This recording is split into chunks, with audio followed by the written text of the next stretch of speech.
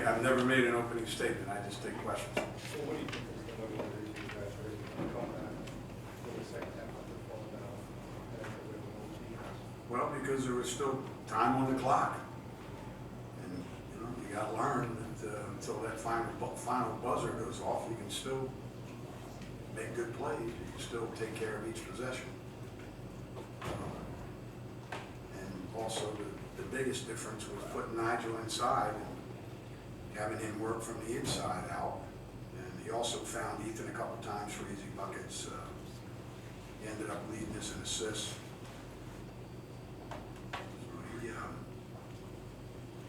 It was his play inside that turned it around, and then we hit some free throws. He hit a big three. There were a lot of guys that did some nice things, but you know, the way we were throwing the ball around, those missed opportunities usually come back to haunt you.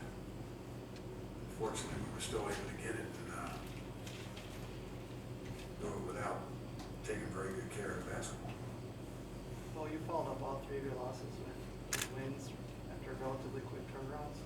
What does that tell you? Does that tell you anything about your team? Did you listen early when I said we're going to have some nights where we're going to have some nights where we're going to go, oh, and this is what we have. So people probably started having like contests. Like, okay, how are they going to play tonight? Because if we aren't the biggest mystery right now in the country, I don't know who is, as far as trying to find some consistency. But we're going to keep working. Do you think this is a mentally tough team? Well, anytime you can get one on the road in this, I don't think Jim's lost a whole lot of games in here, especially not overtime games from what somebody told me. I thought the record was, what, 20-3, something like that in overtime before this. But we hit some shots down the stretch, hit the free throws, and they didn't. And we've been on the other end. Did you change the way you got the ball to Hap at all in the second half, or emphasize it, or why was it so good? Well, what we asked Hap to do in a very nice way is, Ethan, we would really appreciate it if you didn't walk with the ball. During the timeout, you didn't see me do that. I patted him on the back and I said, now Ethan, you know, if we can get a shot from 2 feet away from the rim, our percentages would be pretty good. But if you're going to travel, you know, that hurts us. So he had better balance. He was more patient on his finishes.